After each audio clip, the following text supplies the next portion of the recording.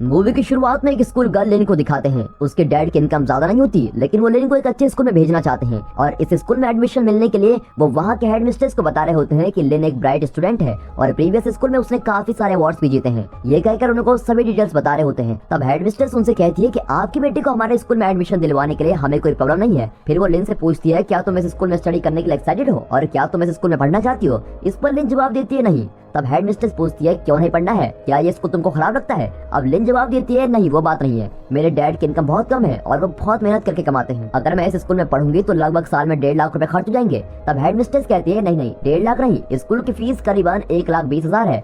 तब लिन उसके सामने लंच एक्सपेंस, पेट्रोल एक्सपेंस जैसे साल में होने वाले एक्सपेंसेस की एक लंबी कैलकुलेशन बता देती है और वो भी कोई बिना पेपर पेन यूज किए हुए। अब ये सुनकर हेड मिस्ट्रेस सरप्राइज होकर उससे कहती है, तुम सच में एक ब्राइट स्टूडेंट हो और हम तुमको स्कॉलरशिप देना चाहते हैं और तुमसे कोई फीस भी नहीं लेंगे, इसलिए अब तुम बिना कोई टेंशन के यहाँ पढ़ सकती हो। और ऐसे करके उस स्कूल में लिन को एडमिशन मिल जाता है। उसे स्कूल में एक फ्रेंड मिलती है जिसका नाम ग्रेस है, लेकिन ग्रेस पढ़ाई में कमजोर होती है और एक दिन उसे एग्जाम के क्वेश्चन भी मिल जाते हैं। फिर लिन उसे उन क्वेश्चन के आंसर को एक्सप्लेन करके समझाती है। फिर एग्जाम के दिन पता चलता है कि असल में एक टीचर ने अपने प्राइवेट ट्यूशन में उन क्वेश्चन को लिख किया होता है और ग्रेस भी उसे ट्यूशन में जाया करती थी। लेकिन लिन की उन क्वेश्चंस को कई बार एक्सप्लेन करने के बावजूद भी ग्रेस के दिमाग में कुछ नहीं आता और उसे कुछ समझ नहीं आता। अब एग्जाम के चलते समय वो कुछ नहीं लिख पाती। उसे देखकर लिन उसे हेल्प करना चाहती है। अब एग्जाम में ABCD ऑप्शन आते हैं और सिर्फ एक ऑप्शन मार्क करना होता है, इसलिए लिन तुरंत सभी आंसर्स को मार्क कर देती है और उन आंसर्स को एक इरेजर पर लिख देती है। फिर उस इरेजर को अपने शू में डालकर उसे ग्रेस के पैर की तरफ फेंक देती है। अब ग्रेस भी उस इरेजर में देखकर आंसर को मार्क कर लेती है, लेकिन अब क्योंकि लिन के पास उसका शू नहीं है, इसलिए ग्रेस अपने एक शू को उसकी तरफ पास करती है,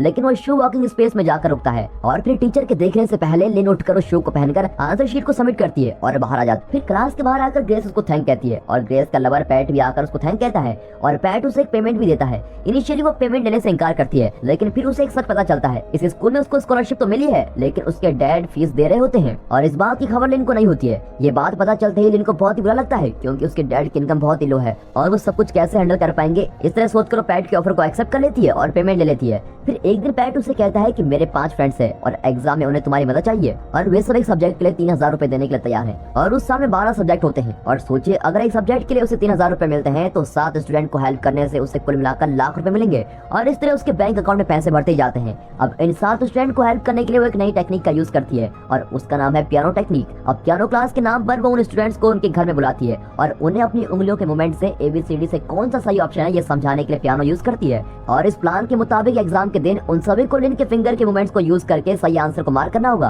अब एग्जाम में पास आ जाता है। तब उसी स्कूल को बैंक नाम का एक नया स्टूडेंट ज्वाइन करता है और वो भी पढ़ाई में बहुत ही अच्छा होता है। तब उसका फ्रेंड उसे कहता है कि तुम एग्जाम में मुझे अपनी आंसर शीट दिखाओ, मैं तुमको एक सब्जेक्ट के लिए 3,000 रुपए दूंगा, लेकिन इसके लिए बैंक मना करके चला जाता है। अब इस स्टूडेंट ने ऑलरेडी लिन को पैसे दिए होते हैं, लेकिन उसको फिंगर मूवमेंट का फंडा समझ नहीं आता और इसीलिए वो बैंक से हेल्प मांगता है। अब बैंक के मना करने के बाद उसके पास एक ही ऑप्शन बचता है और वो ये है कि लिन के फिंगर मूवमेंट से उसको आंसर पहचाने होंगे और ये सब बैंक को पता चलता है। अब एग्जाम के समय टीचर कहती है कि इस साल क्वेश्चन 2 सेट्स में आएंगे, तुम में से किसी को सेट ए का क्वेश्चन मिलेगा और किसी को सेट बी क्वेश्चन मिल सकते हैं। और इससे सभी स्टूडेंट्स बिल्कुल चौंक जाते हैं। असल में लिन को सेट बी क्वेश्चन मिलता है और वो इशारे से कहती है कि अब वो सेट बी के आंसर्स को बताने वाली है और स्टूडेंट्स भी सेट बी के आंसर्स को लिन के फिंगर मूवमेंट्स को देखकर मार्क कर लेते हैं और उस ग्रुप के सभी स्टूडेंट्स एक साथ आंसर शीट को सबमिट कर लेते हैं। अब टीचर के सामने कई स्टूडेंट होते हैं तो लिन तुरंत उसके बगल में बैठे हुए स्टूडेंट का क्वेश्चन शीट ले लेती है, क्योंकि उसे सेट ए के क्वेश्चन मिले होते हैं और वो अपनी आंसर शीट उसको देती है। अब वो सेट ए क्वेश्चन के सही आंसर को वर्कआउट करके फटाफट मार्क कर देती है और एग्जाम का टाइम समाप्त होने से पहले वो सभी को आंसर्स बता देती है और स्टूडेंट्स भी उसको नोट कर लेते हैं।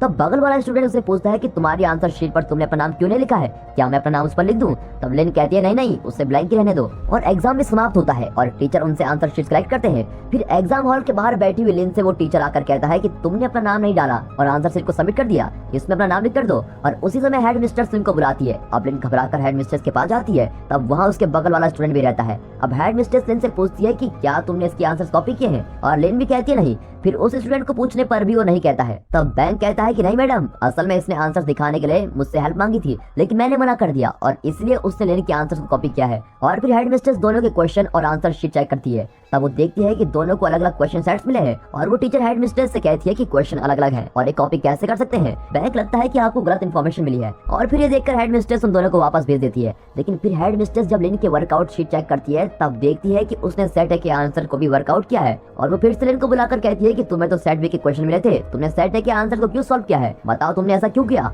और ऐसा कहती बैंक कहता है कि उसने पैसों के लिए सब किया है। फिर पियानो क्लास और उससे कमाए हुए पैसे के बारे में पता चलते ही हेड मिनिस्टर लिन के डैड को बुलाकर कंप्लेंट करती है और उन्हें भी बहुत भला बुरा कहती है। इतना नहीं बल्कि अब वो लिन की स्कॉलरशिप को भी कैंसिल कर देती है और कहती है कि अब सिर्फ बैंक को ही उस स्कॉलरशिप एग्जाम देने के लिए इस स्कूल की तरफ से भेजने वाले हैं और तुमने उस अपॉर्चुनिटी को खो दिया है। इन सब बातों से उदास होकर लिन रोकर अपने घर जाती है और घर में उसके डैड उसको खूब डांटते हैं और उसके कमाए हुए सारे पैसों को लौटाने को कहते हैं और उसने जो कपड़े खरीद कर दिए थे उसको निकाल कर फेंक देते हैं। फिर दिखाते हैं कि लिन से कॉपी करने वाले स्टूडेंट को कोई इन्वेस्टिगेट कर रहा था और उन्हें वो स्टूडेंट जवाब दे रहे होते हैं। इसका मतलब कोई बड़े एग्जाम में कॉपी करके ये सब फंस गए हैं। और अब कहानी कंटिन्यू होती है। यहाँ ग्रेस पैट के पेरेंट्स से मिलने आई होती है और वहाँ सभी मिलकर डिनर करते हैं। तब पैट के पेरेंट्स ग्रेस से कहते हैं कि हम पैट को फॉरेन कंट्री के लिए एक प्राइवेट कॉलेज में स्टडी के लिए भेज रहे हैं और वहाँ उसे स्कॉलरशिप भी मिल सकती है। पैट तुम्हारे साथ रहकर बहुत अच्छी पढ़ाई करने लगा है और अच्छे स्कोर्स भी लाता है, इसलिए तुम भी उसके साथ उस कॉलेज में जाकर पढ़ोगी तो अच्छा ही होगा और तुम्हारे सारे एक्सपेंसेस को हम स्पॉन्सर करेंगे। तुम बस इसके साथ रहकर उस एंट्रेंस एग्जाम में से पास करवा दो, बाकी हम सब संभाल लेंगे और आगे चलकर हम तुम्हारी शादी भी करवा देंगे। फिर ग्रेस जाकर लिन से उस एंट्रेंस एग्जाम में पास होने के लिए उससे हेल्प मांगती है और उस बड़े एंट्रेंस एग्जाम में चीट करना बिल्कुल भी मुमकिन नहीं होता, इसलिए लिन पहले उसे मना कर देती है। लेकिन कुछ समय बाद वो मान जाती है क्योंकि उसने एक बहुत ही अच्छा तरीका सोचा होता है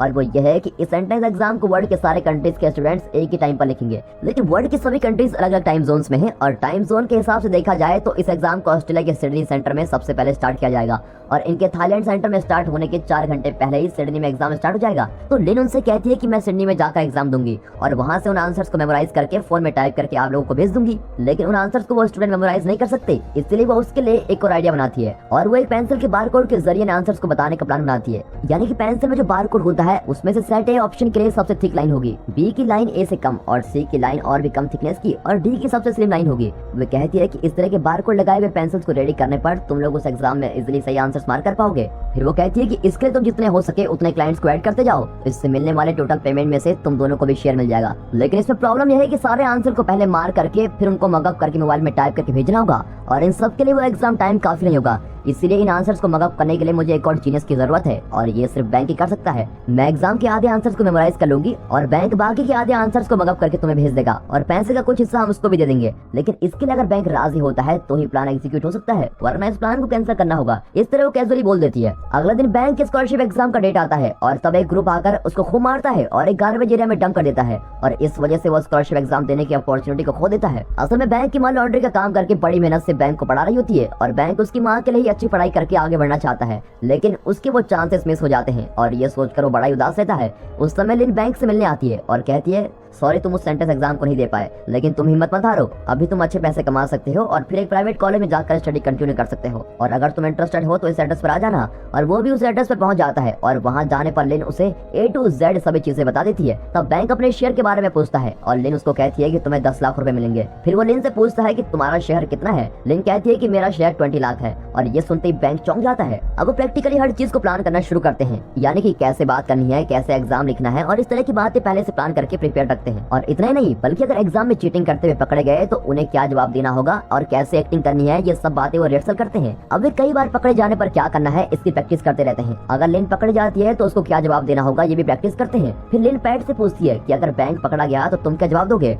तब पैट एक्टिंग करते हुए कहता है कि नहीं, असल में मेरी और उसकी नहीं बनती, इसलिए वो झूठ कह रहा है और इस तरह बैंक के बारे में गलत बातें बोल देता है। तब उसी फ्लो में वो कह देता है कि बैंक को किसी ने मारकर गार्बेज में फेंक दिया था। अब ये सुनकर बैंक गुस्से में आकर पैट से लड़ाई करने आता है, क्योंकि असल में गुंडों को भेजकर बैंक को मारने का काम पैट ने किया था और ये बात बैंक ने पहचान ली, क्योंकि बैंक ने सबको बताया होता है कि किसी ने उसको मारा था और इसलिए वो एग्जाम नहीं दे पाया। लेकिन उसने गार्बेज वाली बात किसी को नहीं बताई थी कि उसको गार्बेज में फेंक दिया था और ये सब समझते ही बैंक बहुत गुस्सा हो जाता है। तब लिन कहती है कि मुझे इस बारे में कुछ नहीं पता, लेकिन बैंक उस पर विश्वास नहीं करता और वो वहाँ से चला जाता है। फिर वो खुद ही लिन से मिलने आता है और कहता है जो हो गया सो हो गया, मुझे अब पैसे चाहिए, लेकिन हमें ये चीटिंग करनी होगी। फिर वे दोनों अच्छी तरह से पढ़ाई करते हैं और ऑस्ट्रेलिया के सिडनी सिटी में जाते हैं। अब उस एग्जाम में 4 सेक्शन होते हैं और पहले सेक्शन को 45 मिनट में कंप्लीट करना होगा। उस 45 मिनट में सारे सही आंसर्स को मार्क करके उन्हें दोनों मगअप कर लेते हैं। फिर उसके बाद जो 10 मिनट का ब्रेक मिलता है उस ब्रेक में दोनों बाथरूम में जाते हैं और उनके फोन्स को उन्होंने एक प्लास्टिक कवर में रैप करके बाथरूम का फ्लश टैंक में डाला होता है। अब बाथरूम में जाते ही उस फोन को निकालकर लिन सारे आंसर को टाइप करके भेज देती है, लेकिन बैंक आंसर्स नहीं भेजता,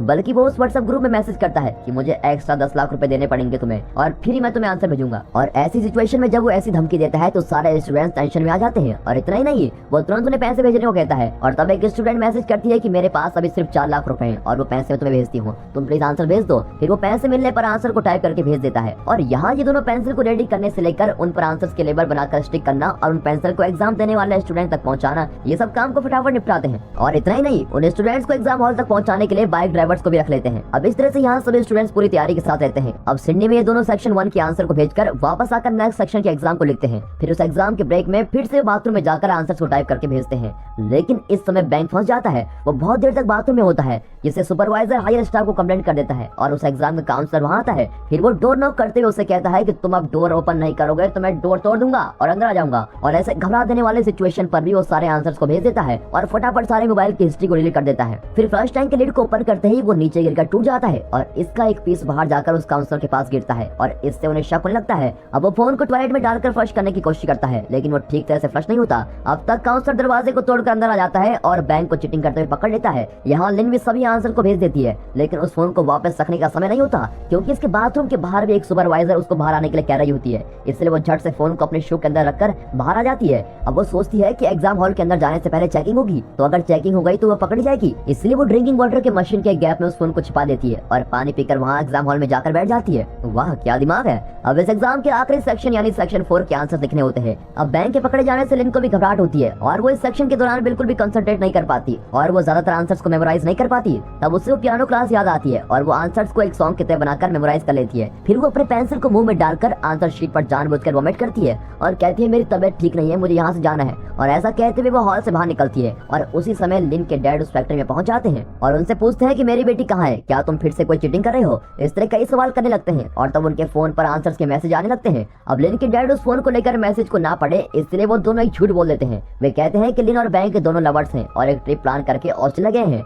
और यह सुनकर लिन के डैड शॉक हो जाते हैं और फिर वहाँ से चले जाते हैं। अब यहाँ लिन जैसे तैसे अपने फोन को लेकर भाग जाती है और तब सामने काउंसलर को देखती है। तब वो एक रूम में छिप जाती है और फिर भागकर एग्जाम सेंटर से बाहर निकल जाती है और चलते समय वो फोन में आंसर्स को टाइप कर ही रही है। फिर रेलवे स्टेशन में आकर वो आंसर्स को टाइप कर रही होती है और इस तरह वो सभी आंसर्स को टाइप करके भेज देती है और फिर सामने देखती है तो वहाँ एग्जिट की बोर्ड लगी होती है। अब पीछे से उसे काउंसलर भी फॉलो करते हुए आ रहा होता है। तब फिर से वो एक कमाल का प्लान बनाती है। वो पास में होने वाले एक फूड मशीन में से कुछ कॉइंस डालकर खाने का आइटम निकालती है और एक साथ मुंह में ठूस लेती है और मोबाइल को उसके बगल में बैठी एक लेडी के बैग में डाल देती है। फिर काउंसलर उसके पास आता है तो वो सामने वोमिट कर देती है और वो उसको कहती है कि मेरी तबीयत खराब है, इसलिए मैं वहाँ से तेजी से भाग गई थी क्योंकि मुझे फटाफट घर जाना है। तो अब उसके भागने का रीजन भी वैलिड है और उसके पास मोबाइल भी नहीं है। इसका मतलब अब उस पर कोई भी शक नहीं कर सकता। लेकिन अपने आंसर शीट में वोमिट करने से वो उस एग्जाम में पास नहीं हो सकती क्योंकि उसकी आंसर शीट खराब हो गई है। फिर यहाँ ये दोनों पेंसिल्स को रेडी करते हैं और आंसर्स के लेवल को बनाकर उसमें फटाफट स्टिक कर देते हैं। फिर वे स्टूडेंट्स अपने अपने ड्राइवर्स के साथ उस एग्जाम हॉल में पहुंच जाते हैं और सभी स्टूडेंट्स उस एग्जाम को कंप्लीट कर देते हैं। फिर लिन अकेली एयरपोर्ट में आकर उतरती है और वो उनसे अपने आंसर शीट के खराब होने के बारे में बताती है और बैंक के फंस जाने के बारे में बताती है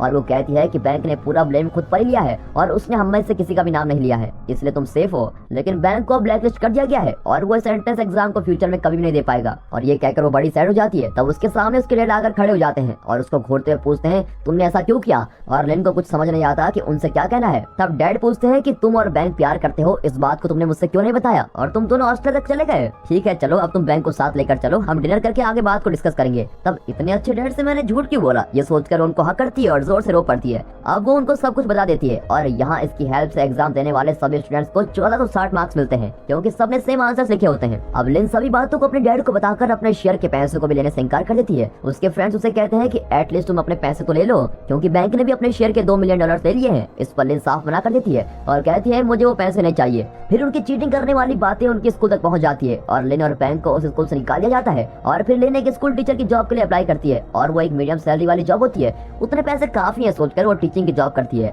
फिर एक दिन बैंक लिन को उससे आकर मिलने के लिए मैसेज करता है और वो भी वहाँ जाती है तो देखती है कि अपनी माँ के लॉन्ड्री के काम को आसान करने के लिए बैंक ने कई वॉशिंग मशीन खरीद कर रखी होती है। और बैंक आकर उससे कहता है कि हमने सिर्फ एक एग्जाम ही दिया है और इस तरह GAT और PAT नाम के एग्जाम भी होते हैं और इन एग्जाम को ढेर सारे स्टूडेंट्स लिखते हैं और अगर इन स्टूडेंट्स को हम हेल्प करते हैं तो हम लाखों रुपए कमा सकते हैं। यानी अब बैंक जो एक अच्छा स्टूडेंट हुआ करता था वो अब 100% बिगड़ गया है। लेकिन लिन उससे कहती है कि मैं अब तक बहुत गलतियां कर चुकी हूँ और आगे उन गलतियों को फिर से दोहराना नहीं चाहती। अब मैं ये नहीं कर सकती और तुम मुझे छोड़ दो। अब ये कहने पर बैंक उसे ब्लैकमेल करते हुए कहता है कि अगर तुम मुझको चीट करने में हेल्प नहीं करोगी तो मैं सबको बता दूंगा कि तुमने मेरे साथ मिलकर उस एंट्रेंस एग्जाम में चीटिंग की थी।